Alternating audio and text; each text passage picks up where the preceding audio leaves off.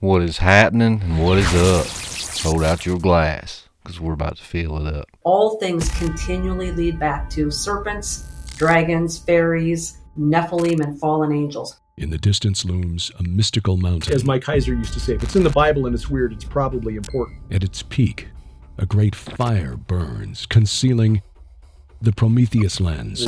This development of this knowledge that's being talked about within the mystery schools. An ancient artifact said to reveal the hidden truth within a deliberately darkened world. There's a hidden history that's been deliberately obfuscated from the peoples of the world. Join us as we travel and explore the vast unknown. It's a hero's journey with dragons to slay, damsels to save, and innumerable treasures to hoard. Torches high. The Smithsonian, they caught wind of a giant skeleton. They would send their agents out to get it. But it takes courage to move forward, to move out of the shadows, out of the unreality that we think of as reality. We are all on the hero's journey. Mankind has been in contact with and influenced by extraterrestrials. Leave the Sitchin mound of bull feathers out of it. Look at it from a different perspective.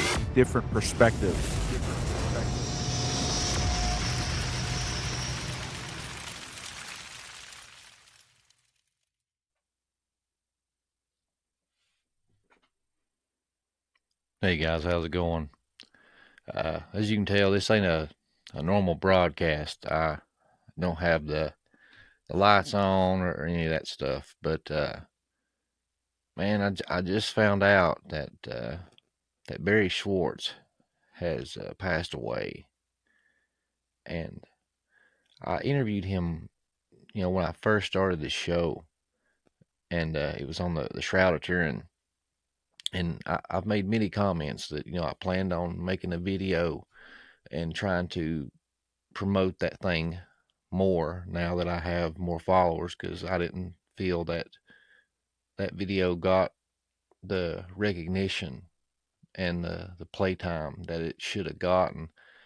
And like many things, you just push it back and forget about it. And someone messaged me on Facebook today and sent me an article that Barrie had passed away, and we only had one conversation, but man, it was profound. It was we hit it off well, and we talked for like an hour, off the record, and he was just such a cool guy, and really liked Barrie. I had every intention of having more conversations with him, but another faint reminder that life is just short, and we are not promised the next breath, let alone tomorrow. And I got to thinking, I was like, man, I still have like an hour of me and him just talking and shooting the breeze and just talking about life and our families and different things. It was a very just, personal conversation. It was just us talking, and I wanted to share that with you guys, because most people are used to seeing Barrie talk about the Shroud, and if you know Barrie was stick in my lane kind of guy. He talked about the Shroud, and that was it. He didn't go into politics. He didn't get into personal beliefs or any of that thing. He just always said, hey, I stick to my lane, and if I don't know, I tell you I don't know. But there's nothing in here that's, incriminating or that he would not want to share with people, I don't think. And I wanted to share that with you guys. I wanted everybody to get a look of the personal Barrie and what kind of guy he was. You couldn't help but like Barrie. But to his family and his friends, my thoughts and prayers go out to you, because if it's having this kind of effect on me just with one conversation, I can only imagine the hurt right now of his family and friends. So, but yeah, I'm just gonna cut this short and stop talking, and I'm just gonna want you guys to take a look at Barrie, just off the cuff, behind the scenes, and get to know Barrie a little more. Because right now he's getting to have those conversations with the Lord and Savior. Enjoy. We do not sell the list. We do not share the list. What we do is, my goal was to give you, the audience, if you will, access to the same data that convinced me, a non-Christian, it's got to be the real thing. And so that's the purpose of the website, to preserve the work and to make it readily available so that anyone who's interested can study the Shroud and then make up their own mind. And maybe the smartest thing I ever wrote is on the front page of Shroud.com. In that opening paragraph, there's a sentence that says, we believe that given the facts, you have to make up your own mind about this. And maybe that's why the website's been successful. Because we're not preaching. We're saying, here's the evidence. Make up your own mind. You decide. That's what we had to do. We had to collect this data and study it and draw conclusions from it and then decide what we believe based on that evidence. And everyone needs to have access to that same data. And look, being in that room for 5 days and nights was a privilege. And with that privilege came an obligation. I wasn't there for me, brother. I was there for you. I was there to collect that material and ultimately to make it available so that people of the faith or others who are interested would have free access to all of this material. And that's why I gave up the ownership of the photography and the website. It all belongs to the nonprofit now. We don't monetize our visitors. I get a monthly salary from the nonprofit because I work 12 hours a day, 7 days a week, and I deserve a monthly salary. And that's it. And all the money goes to the nonprofit, not to me. And so the website is the fulfillment of the obligation that came with the privilege of being in that room. And I'm sure I speak for everybody. We're extremely thankful that you did. And I mean, that's so important because, and honestly, if you break it down to like a microcosm, that's what apologetics should be. You ask the important questions, you present the evidence and findings, and you let the people make up their own mind, because that's the only way it's going to stick. Look, Jesus said the kingdom of God is within us. That means that all this external stuff is meaningless. It's what you decide in your heart. That's what God knows. That's what Jesus knows. That's what matters. And you don't need to be a Christian to understand that. That's awesome. Barrie, I really appreciate it, man. You've really laid it out good. And like I said, I'm glad that you've done what you've done. You put it on the website, and you've put all this information out there for those that want to know it's there. And I'm thankful for it. Well, that's the way I see it. That was part of my job as the official documenting photographer. Well, when you document something, then what? I mean, you got to make it available, right? And I had to learn to write code, because back in 1995, if you wanted to build a website, HTML, I used to do that stuff back in the day. or nothing. Yeah. There were no software programs that built websites. There were no websites that built websites like we have today. And so I still write code. I mean, that's the way I learned. And although I had to bring in a young lad to do the CSS stuff, cascading style sheets, because I didn't keep up with it. I mean, I just write basic HTML. So I brought in a 17-year-old, probably broke some child labor laws. He was a high school student at the time. I brought him in, but paid him over 6 months there's like almost 300 pages that need to be tweaked when you make changes like that. And I thought, well, at least we've contributed some money to his college fund. And before he graduated from high school, he got hired to a 6-figure job at a big company. He didn't need to go to college. This kid he was sitting at computers at age 2. His parents are both educators, so he comes from a highly educated background, and he's a prodigy. And so he's our systems administrator now. And of course, he's in his 20s. Now he's an old man. Yeah. What's that say about me and you? Well, I'm getting to be a pretty old guy now. Man. You're a very, very old man. Yeah, well, hey, listen, I'm grateful to still be here and able to walk and talk and chew gum, Yeah. What's it say, scripture? The young men rejoice in their strength, and the old men rejoice in the counting of their gray hairs, counted as wisdom. Yeah. I was just going to say, it's getting here. Getting here is what matters. Yeah. And I'll be, just for the record, I'll be 77 in September. Man, that's awesome. Yeah, you don't look it, man. You got a young spirit about you. Well, I always tell everybody that I can still do everything I did when I was 25, but now it hurts. But now it hurts. That's right. That sums it up real well. Yeah. Well, Barry, I'm going to keep you, and I really, really appreciate your time and everything you've done. This has just been a really, really great conversation, and I'm excited to get this out to other people, and hopefully the people that are ignorant to it will get enlightened here. Yeah, and you'll send me the link once it's up online so that I can include it. I'll make a link to it in our next website update, probably not until November now, but okay. Yeah. But it'll be up there. It'll be up there. We'll get you some clicks. Well, I appreciate it. And hey, maybe we can talk in the future, and if you got any other passions, or you're a very knowledgeable guy, so I don't know what you know, but no, I'm not sure I know what I know anymore. I mean, it's like, hey, if I don't know something, you know what? I'll tell you the truth. I'll say, I don't know the answer to that. And I've done that even during our conversation today when we talked about palynology or some of the forensic evidence. Those aren't my fields of expertise. And yes, I've learned about them in general, but I'm not an expert in that. Imaging, that's my field. So yeah, I'll take a stand on imaging anytime. And when I say light and some of these other theories can't make an image like we have on the Shroud, that's a qualified opinion. The rest of it is just opinion. Right. And before I let you go, do you know anybody that probably be a good fit for the show? Gosh, well, I mean, obviously, if you could get Father Andrew, but he's a busy guy right now. You know where he is right at this moment? He's in Portugal for World Youth Day. Okay.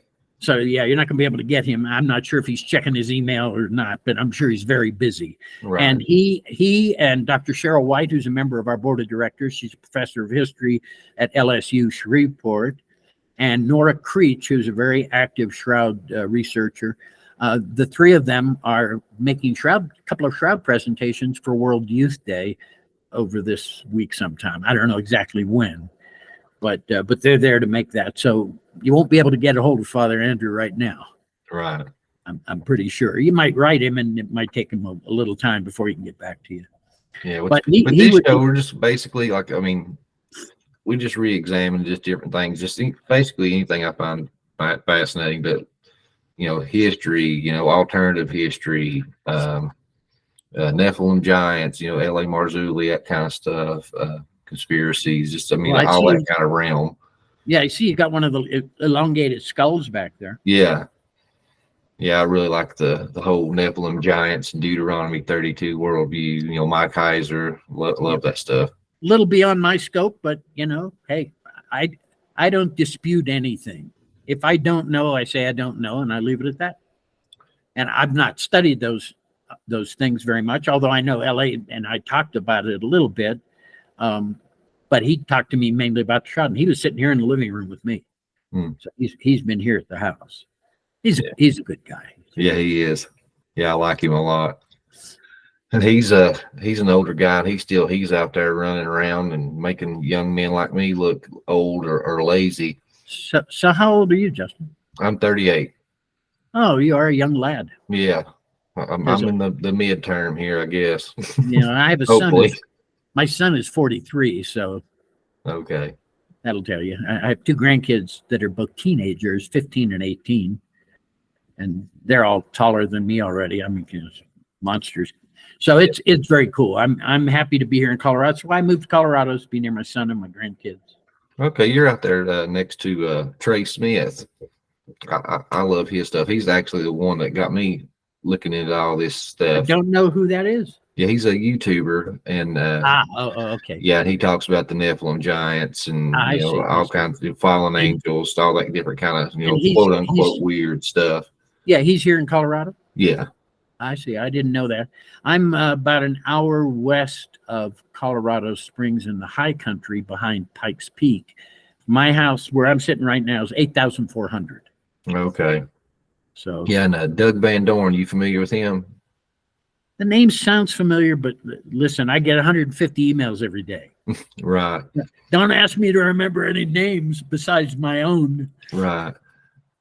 Well, then I guess it was just a God thing that you actually happened to be there checking your email, and when mine came across your desk. Well, no, I look at all the emails that come through. I have to screen them, but I get a lot. Look, I don't want to get into politics, but I'm an independent. I'm not a Republican or a Democrat, which means I'm getting from both parties. Right. So a lot of the email I get, and every single one of them asks for money, and I refuse to give money to any politician. That's what's wrong with the system already. Yeah. It's all about the money now.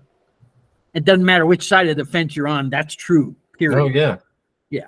And that's the thing. I mean, it's sad when you got somebody that's actually fit for the job and would be the best man or woman for the job, but would never even be considered because their pockets are not fat enough or they don't have enough rich friends to push them to the front.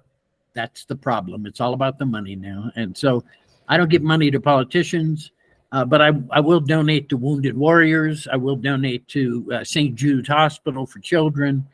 Those are the two main charities that I personally, I don't send them a lot, $100 here and there, but still, those are the kind of things that I feel are worthwhile. And so, you know. Yeah, you can't go wrong with the children and the vets. Well, I was U.S. Navy during Vietnam. Oh, well, thank you for your service, sir. Thank you. I did 4 years regular Navy. So, and I knew some Wounded Warriors. And so to me, that's a very worthwhile charity because when I came back from overseas, I got spit on by Americans. Oh, yeah, because that's the culture of that time, you know, very anti-war. And yeah, they were blaming the guys who were spilling their blood and not the damn politicians who were the ones that sent them over there to do so. Yep. So I always told people, don't get mad at me. Vote next time. Vote for somebody different. Which I'm a little bit of a conspiracy theorist, and I can admit that. You know, just like I said, I had some of my own preconceived notions, but I often wonder, like, it was before my time, but just from what I've seen and heard and stories from like my uncles and stuff that served, it was just a population control thing. It was almost like it was like that was the party generation in the administration's eyes, and they weren't contributing to society. So let's just send them off to war and we'll just lower the population a little. Well, I come out of the 60s, so folk music was a popular thing. There was one folk song, and there's a line in one folk song that makes so much sense to this day. And the line is, it's always the old that lead us to the wars and always the young to fall. Yeah. That is true. Yeah. So anyway, I get emotional just thinking about that. Looks like you do too. Oh yeah. I mean, I've had family in the service, and there's nothing good about death, especially under false pretenses. Yeah. Well, now like you understand. We're leading the war. You know what I mean? Like the founding fathers, like Washington and stuff, he was out there front lines with these people. It ain't like that no more. It'd be a lot less wars if they were made to be. Yeah, absolutely. If the generals had to be out in the front lines. That's right. Well, now you can understand why when politics comes up, I don't discuss politics. And that's fine. I mean, when I say I don't discuss politics, I mean, I haven't said anything I'd be ashamed of. But I don't discuss politics because it's too divisive. And I feel love in my heart for people. And if they vote differently than me, so what? That's their privilege. It's none of my business. So I don't do politics. And I always remind people, say, look, I don't need to mix American politics. The Shroud's complicated enough. And I have to deal with Rome and with Turin. And trust me, there's plenty of politics to go around. I don't need to add any more to the mix. Right. Especially politics that aren't relevant to the Shroud. Yeah. And, you know, I look. You stick to your lane. That's what I've noticed just in our short conversation here. Well, it ain't been short, but still. But the short time I've known you, you stick to your lane. You don't venture out.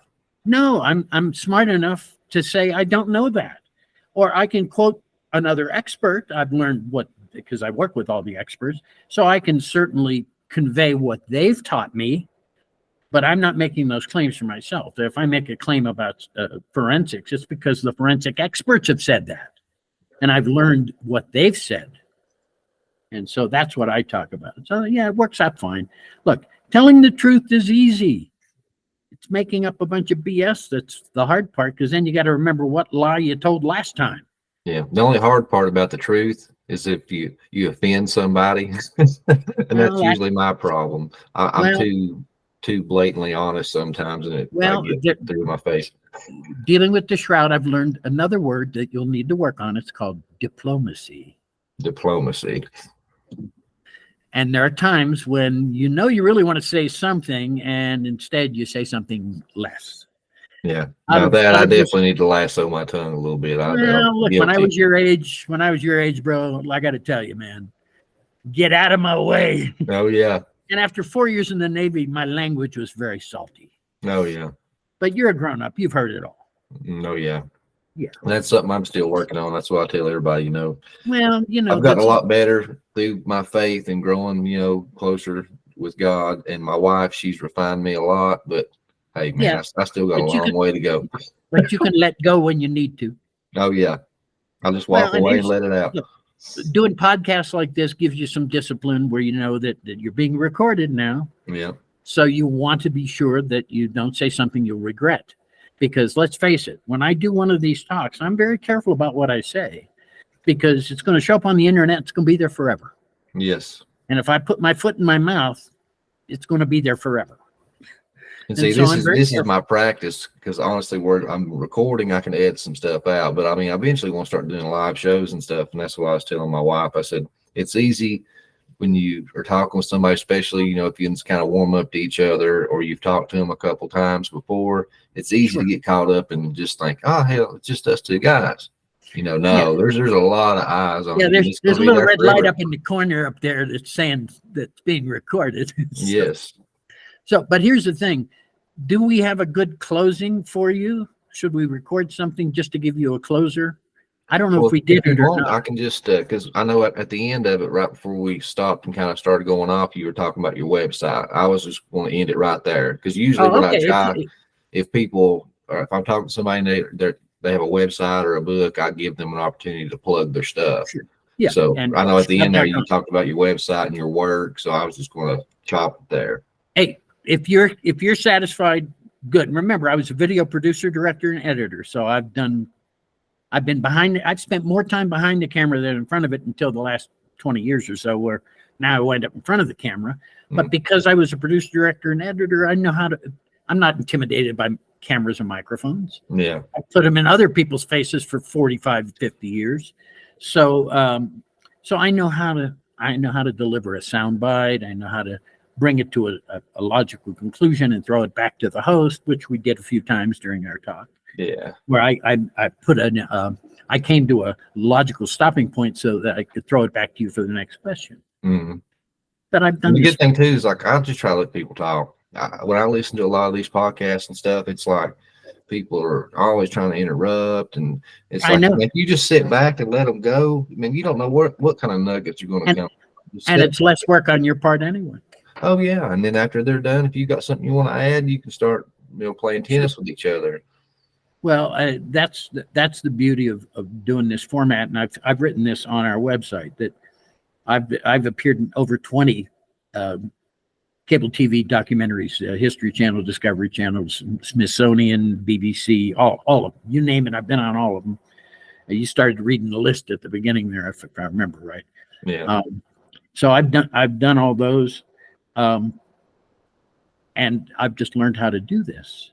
That whatever you say, you better be careful because it can last forever. But the thing I like about the podcast format, think about this. I was in LA a couple of months ago, and they recorded 3 hours of me for a new History's Greatest Mysteries documentary that'll be on History Channel in September. Cool. They recorded 3 hours of my. Yeah, it'll get cut down to one. It'll get cut down to 6 minutes. Oh wow! It's 1 hour. It's a 1 hour show, which means 43 minutes. And you got the Shroud of Turin section. Well, no, the whole thing was about the Shroud, but they interviewed two of my other board members. Oh, okay. And now you got 43 minutes, and they interviewed some skeptics too. They wouldn't tell me who, but they did. So now, all right, say there's 6 of us. Divide 6 into 43 minutes. How much time can they give each one of us? 3-4 minutes most. Right. So but the podcast format, you don't have a time limit. So if you ask me a question, I can go into depth, and I don't have to worry that some schmuck sitting in some dark room late at night is going to chop up my words and change what I said. Yeah. So that's why I like doing these, because I can give an in-depth answer. And I know that your listeners and your viewers are going to hear the whole thing.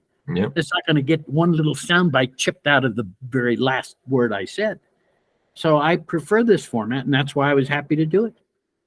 Yeah, well, I definitely appreciate it. And I had a real good time just, talking about this stuff, and also just kind of getting to know you. You know what I mean? Sure. Well, look, I was on Glenn Beck last week. Oh yeah. Yeah. Cool. It's when I looked this morning, it's had 434,000 views. I guess that's gone viral, huh? Yeah. Would you call that viral? 400. Oh yeah, that's pretty crazy. Like me, I mean, I'm small potatoes, but see that not to me, you're not. Oh, well, I appreciate it, man. But now I talked to Timothy Alberino. I'm not sure if you're familiar with him. He's been on History Channel, Ancient Aliens, and all kinds of stuff. Yeah. Really brilliant guy. I mean, I don't have a lot of TV watching time is my problem. Yeah, well, he's on podcasts and stuff like that all the time. Like if you ever have any free time or you're just around the house doing maintenance, just if I turn get it any on. free time, you know what I do? I sleep. Yeah. But with his, we posted it up, and most of my podcasts, like with my other one, the Dig Bible podcast, we average, 800 to 1,000 downloads, an episode. But that one, we hit like 22,000 downloads in like 2 weeks. Well, see, let's see how well this one will do, because I'm getting to be pretty well known out there. Oh yeah, especially just going on Glenn Beck and stuff. So yeah, you're starting to. And his is a morning show back east, which means I had to be cogent and on ready to go at 9 a.m. I don't go to sleep till 3 or 4 in the morning. Oh, you're not that out. Night I've always been that way since I was a kid. So that night I went to bed at 2, which is early for me. And fortunately, the guy who helped arrange getting me onto that show called at 7:30 just to wish me luck. And so he was my wake up call, but I had my alarm set and my phone turned up max so that I didn't want to sleep in and miss Glenn Beck. Yeah. That would be embarrassing. Yeah. And also I knew that failed opportunity, a missed opportunity. A huge opportunity to reach a vast, he's got 1.2 million subscribers. Yep. So, and if at 400 and some, we're pushing towards 40% of his subscribers have viewed the podcast, and they edited it down to 12.5 minutes. I did about 20 minutes. And when they put it online, they sort of compacted, take out all the commercials and stuff. Yeah. And they had Joe the plumber on before me, so they were talking to him on the phone. And I didn't know, but they were recording Glenn on video, talking to me on phone. And so you hear my audio and you see Glenn, and that's what they put on YouTube, and that's the link that's gotten all those views. And so lots you of mean you lost time to Joe the plumber? That's blasphemy. Okay. Well, there's a sadness because Joe the plumber has been apparently diagnosed with a life-threatening cancer. Oh, there! I put my foot in my mouth. Now I feel bad. Yeah. So even though he was kind of a character out of the election, 4, 6, 8 years ago, whenever it was, I don't wish him any ill will. I'll keep him in my prayers too. Oh yeah. Yeah. So you and never that was, wish any ill intent on nobody. Yeah, no, and I think they did a GoFundMe page to help raise some money for him, which I think is appropriate. So, yeah, so look, being on Glenn Beck, I knew that I was going to be on one of the top conservative media guys. I've already done O'Reilly, I've already done Hannity, so Glenn is my trifecta. And somebody asked me, "Well, you're going to do Tucker Carlson?" I said, I'm not. That was the next one in my mind. I'm like, well, you going to go talk to Tucker on Twitter? Hey, Tucker Carlson doesn't do the Shroud. He's too much politics. I couldn't have a conversation with him without him taking it into politics. I guarantee you that. And I just won't do that. Why would I do that when I'm dealing with the subject matter that's about love? And politics is about hate. It's no longer about love at all. So I don't need to dip my toe into that one. Right. And look, I deal with lots of conservative people. I also deal with the people who are more progressive and liberal. I love them all. Jesus didn't make a distinction when he said love one another. He didn't make exceptions. Yeah. I like those memes that you see like on social media. It's got that picture of him preaching the parables where he's standing sideways with his arm out, you know, and it said, love everyone. And then somebody replied back and said, even those that are gay or have tattoos. And then he said, even those who ask stupid questions. Yeah, because you know that in the Jewish tradition, tattoos are forbidden. Oh, yeah. They're forbidden because when you die and resurrected, that's an affront to God that you've damaged what he gave us. So Jews don't get tattoos. I did 4 years in the Navy, no tattoos. Right. See, with me, and my grandmother, I mean, she wasn't Jewish, but she believed that. And then I tried to tell her, I said, well, Grandma, I said, you don't think we get a new body? And she's like, well, why would you say that? And I'm like, because it talks about you will get a new body. I said, and what about the poor saints that were burned at the stake? They don't have a body to be resurrected. They got to have a new constituted body. You think God's going to say you're out of luck because you got burned? But here's the thing. Now, Jews don't cremate because they feel the body needs to be as intact as possible for the resurrection. Right. Christians believe that you can be resurrected from the ashes. I don't know. I mean, I'm just stating the. I'm just saying. I mean, a God that creates the universe from nothing. Give us a new. He's limited by your ashes. Hey, I'm going to share with you a quick. You know, churches have on their bulletins out in front of the building what the sermon is each Sunday. Yeah. Okay. So up here, there's a little church, and I remember I was driving out to see my grandkids, and I drove by it, and I saw this, and it stuck in my brain. So it said, "The Big Bang Theory. First there was nothing, then it exploded." Yeah. And I thought that was a brilliant way of saying it, you know. And that was on a little church bulletin thing. Yeah, I've had some conversations with some young Earth creationists. Kent Hovind, I just talked to him a couple of days ago, and he was talking about, he said, all life comes from other life. He said, except for one time it didn't.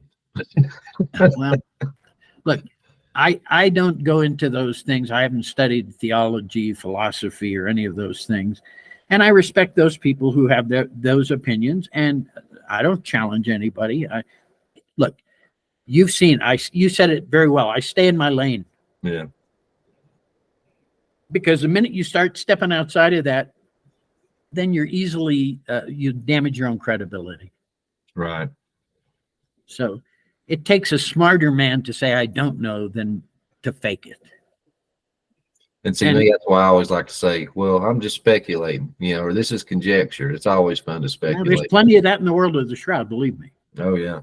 And everything. Everybody's got an opinion. Just, you know, they're like buttholes. Some of them are just. Yeah, I was just going to say, opinions are like buttholes. Everybody got one. Yeah. We've all heard that one. Oh, yeah. So, anyway, so you're a family man. You got a wife and children? Yeah, I got 2 kids. I got a boy that's 14 and a girl that's 16. Oh, 2 teenagers. Oh, my God. Yeah. Yeah, they're on the verge of hating me right now. I'm uncool. I used to be cool, but no, not anymore. You must have started pretty young, bro. I did. Yeah. Because I was, let's see, 1980. I was 34 when my son was born. Okay. Yeah, you got to live a little bit, didn't you? 7 years. We waited 7 years before we decided to have a child. And because we had a VW camper, and we were traveling to all the national parks and camping, and it's a little harder when you got a little infant baby. But eventually, after he was born, we continued doing that. When he was 3 years old, we went to Death Valley, and he hiked out of this 650-foot crater on his own 2 feet because I couldn't carry him because it's black volcanic ash rock. So you take a step and slide down. So there was no way I could carry him. And we got to the top, and I had to hold his hand, and he walked out of that on his own 2 feet at age 3. And there was a forest ranger up on top there, and he was watching. And he said, did that kid just come out of the Ubi crater, that's what it's called, on his own 2 feet? And I said, yeah. And he said, come on down to the ranger station. Got to put his name in the book. That he's got to be the youngest to ever hike out of there on his own 2 feet. Yeah, that's awesome. So eventually we obviously started taking him with us when he was a little bit older. Yeah. You know. So yeah, life is good. I've been very pleased and happy. I left Los Angeles 17 years ago, which pretty much began to bring my video production career to an end, obviously. Now I'm on a dirt road in the Rocky Mountains, out in the country. God's country. God's country, and it's no joke. When I lived in California, the view out the window was the building next door. Today, I'm looking at Mount Pisgah, which is five miles away, and that's where my internet comes from with a microwave dish. So we're going through Mount Pisgah right now, and that's God's creation. Not a lot of houses. I'm out in the boondocks. My neighbor below me has 80 acres and dairy cows and horses. Okay. Yeah. I'm from East Tennessee, so it ain't nothing but mountains, Appalachia and farmland. Yeah, So I said, they come down from PA. They go all the way up to Pennsylvania. Sure. But I said, if I can't have enough room and personal space where I can go outside, shoot my guns, piss off my front porch if I want to, I'm not happy. Yeah, well, I've actually done that too. Actually, I went around behind the house. Mm-hmm. Because there's a road out here, dirt road. Somebody might have seen me, so better go around behind the house where nobody can see you. Right. But I'm looking out at God's creation, and I have 6.2 acres. Oh, nice.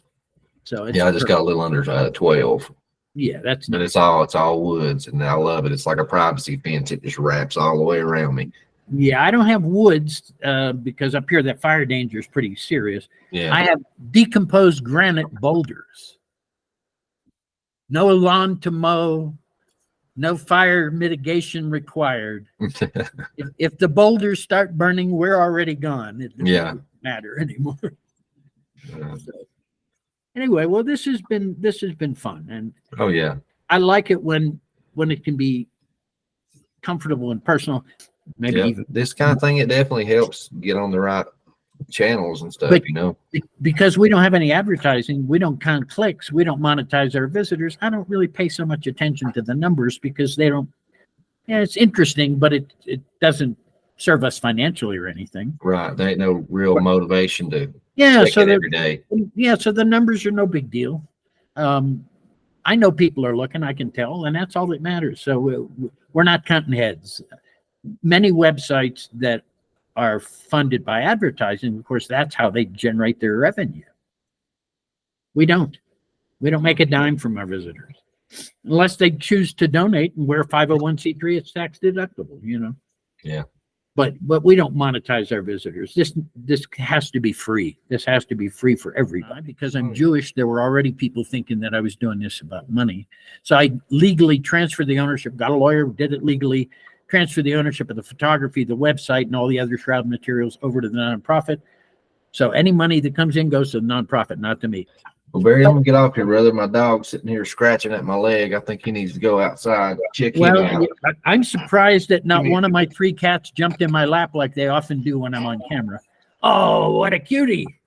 That's King Cyrus.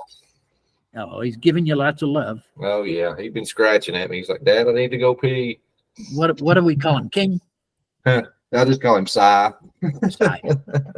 Cool. Now, real cutie. Like I said, I'm surprised that at least one of my cats didn't jump in my lap. I've had that happen when I was live at the Museum of the Bible in Washington, D.C., doing a presentation live on a 2-story big giant screen.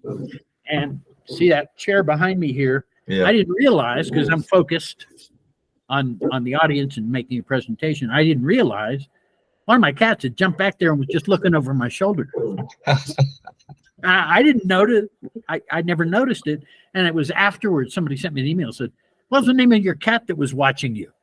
And I went, my cat was watching me? I didn't even know. That's funny. Because look, when I'm focused on you, I give you my undivided attention. So very cool. Well, it's the weekend, brother. Oh, yeah. Let's get together and we'll hang out again and talk. And this is just talking. I got a board of directors meeting for our nonprofit on Sunday, but all the materials are already sent, so I'm ready for that. Yeah, I'll Google search to try to find that Glenn Beck show. Check you out on there. Oh yeah, you can find it. I got a Google alert for it, so I know that it's out there. But yeah, you'll find it real quick. I'm sure. So all right, well, man, fantastic. A pleasure meeting you, Justin. Oh, you too. And I'll reach out to you, let you know when I post this stuff. I'm about to launch the show here pretty soon. Hey, and that Tennessee accent didn't hurt a bit. No, it's a decoy. You know what I mean? Now, listen, the minute you opened your mouth and started speaking, I knew I was speaking to an intelligent, educated guy. So that's more stereotype BS again, you know? Yeah, but Brad Stein does know what he's talking about. Right. But don't forget, his initials are BS too. Yeah, that's right. You're funny, Barry. I enjoyed our time together, man. Thank you. All right, brother. Look, love to you and your family. Stay well and healthy, and God bless. You too, brother. See you. All right, man. Take care, and you'll send me a link when it's time. Yeah. Okay. Fantastic. See you, bud. Take care. Bye-bye.